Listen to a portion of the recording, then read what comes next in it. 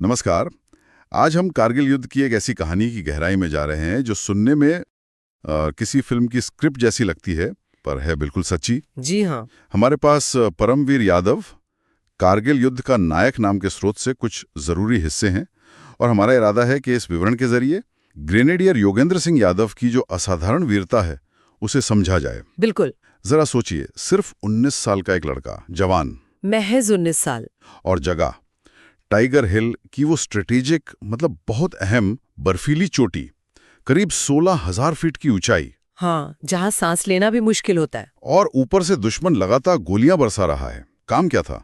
अपने घातक प्लाटून के लिए चढ़ाई का रास्ता बनाना, वो रस्सी लगानी थी। ये समझना बहुत जरूरी है कि ये सिर्फ एक रस्सी लगाना भर नहीं था। हाँ, इतनी ऊंचाई, ऑक्सीजन की कमी, जमा देने वाली ठंड और सीधी दुश्मन की फायरिंग, बिल्कुल। उसके बीच ये काम तो लगभग नामुमकिन जैसा था। वो रस्सी असल में पूरी टुकड़ी के आगे बढ़ने के लिए लाइफ लाइन थी, जीवन रेखा। अच्छा। अगर वो रस्सी न लगती तो शायद वो पूरा हमला ही वहीं रुक जाता। स्रोत बताता है कि उन्हें 3 गोलियां लगी, फिर भी उन्होंने वो रस्सी वहां सुरक्षित कर दी। और कहानियां और ज्यादा अविश्वसनीय हो जाती हैं। जी। बुरी तरह घायल होने के बावजूद स्रोत के मुताबिक यादव अकेले ही दुश्मन के पहले बंकर की तरफ रेंगते हुए गए। हाँ, अकेले। और ग्रेनेड फेंककर अंदर जो सैनिक थे उन्हें मार गिराया।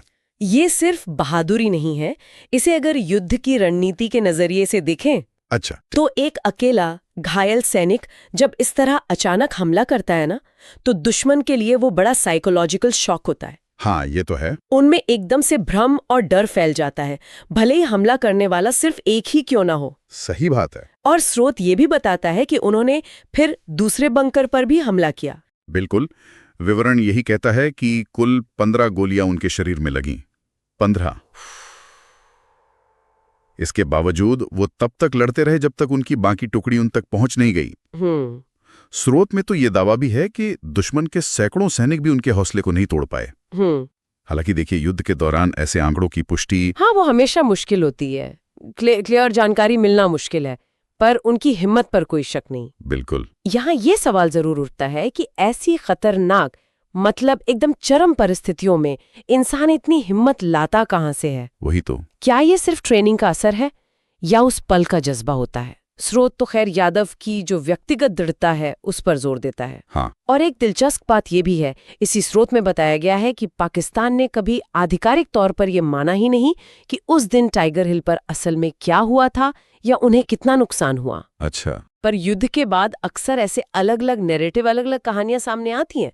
ये आम है। उन्हें तो लड़ाई के बाद मृत मान लिया गया था। जी हाँ। लेकिन वो बच गए और सिर्फ 19 साल की उम्र में उन्हें परमवीर चक्र मिला, भारत का सर्वोच्च सैन्य सम्मान। और वो इसे पाने वाले सबसे कम उम्र के सैनिकों में से एक बने। ये अपने आप में किसी चमत्कार से कम नहीं है। सही कहा। उनकी कहानी सिर्फ एक सैनिक की वीरता की कहानी नहीं है, ये तो मानवीय सहन शक्ति और संकल्प की जो सीमाएं हैं ना, उनका एक उदाहरण बन रही है।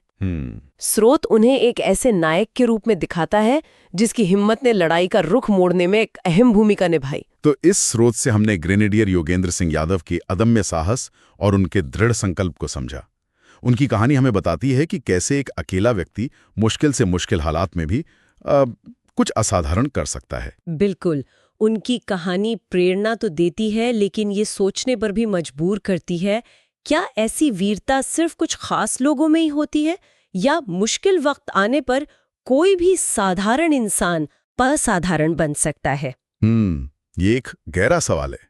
स्रोत हमें एक अद्भुत कहानी तो सुनाता है, पर यह सवाल पाठक या सुनने वाले के मन में जरूर छोड़ जाता है।